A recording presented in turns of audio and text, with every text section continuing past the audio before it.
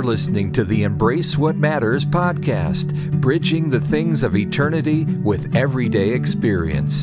Here's your host, John Michalak. Welcome. I am so excited about this new format and what's in store in the coming months with these new episodes.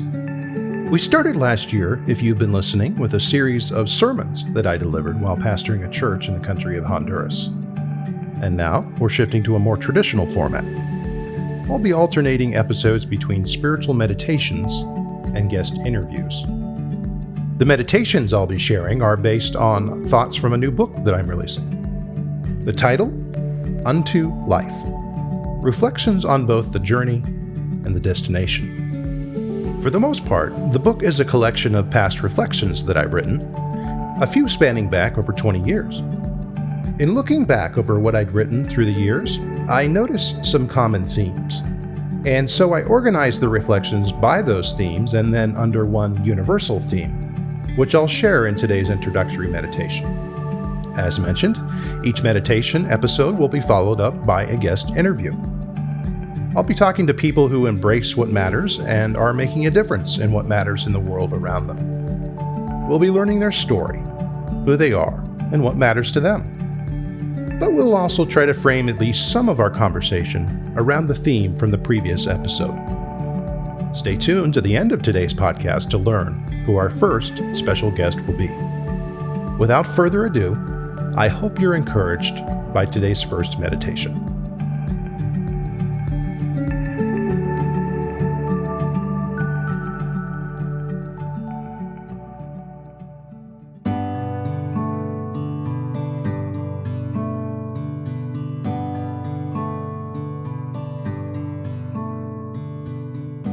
Where are you headed? We're all headed somewhere, even when we're headed nowhere. Are you moving toward a sense of belonging and connection, where you found your place in the world around you? Is your journey energized by inspiration and freedom, direction and purpose? Are you traveling toward a place of contentment and healing? What exactly is your motivation for moving forward? And what's your finish line? Despite the daunting challenges that come with any great journey, some people at least know where they're headed. They've chosen a path that gives life meaning. You have a choice, even now, on the path you choose, and the quality of both your journey and your destination.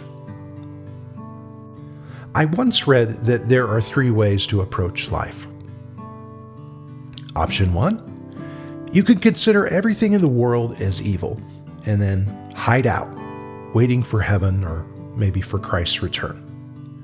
Option 2, you can consider everything in the world as good and then live a life that satisfies every impulse and embraces every pleasure. Option 3, you can seek to make the world more holy by recognizing and taking part in God's activity to restore this fallen world, knowing things are still far from perfect, but that one day all will be made new. I like option 3. Option 3 is about living eternally in the here and now, to live in the reality that Jesus is with us and that the kingdom of heaven is at hand. The Apostle Paul said this, God made from one man every nation of mankind to live on all the face of the earth, having determined allotted periods and the boundaries of their dwelling place, that they should seek God, and perhaps feel their way toward Him and find Him. Yet He is actually not far from each one of us, for in Him we live and move and have our being. If we can truly live and move and have our being in this personal and everywhere present God, if we can truly live our lives as agents of restoration, consider how much more of the world will be opened up to us. We can discover eternity in the most common things. in friendship and family, in our careers, in our workplace, in community service, or even the political arena.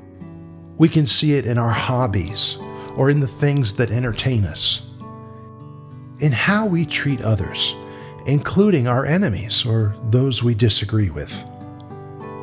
Abraham Heschel said, "The God of Israel is a God who loves, a God who is known to and is concerned with man. He not only rules the world in the majesty of his might and wisdom, but reacts intimately to the events of history." And so eternal life and connection with God isn't something we have to wait for. Walking in step with the benefits and expectations of God's heavenly kingdom always begins now. In this way, your journey is intimately linked with your destination, and every step that you take can be seen through eternal eyes. So, where are you headed? Where am I headed? If we're smart, we will be headed unto life eternal through Jesus Christ.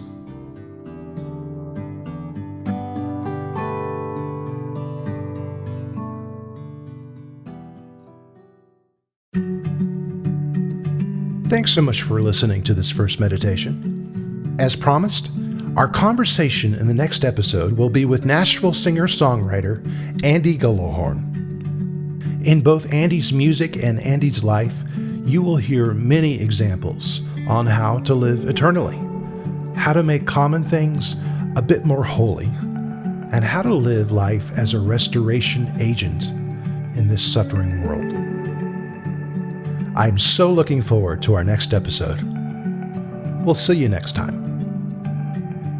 This podcast is a production of Embrace What Matters Ministries and is available most anywhere podcasts can be found.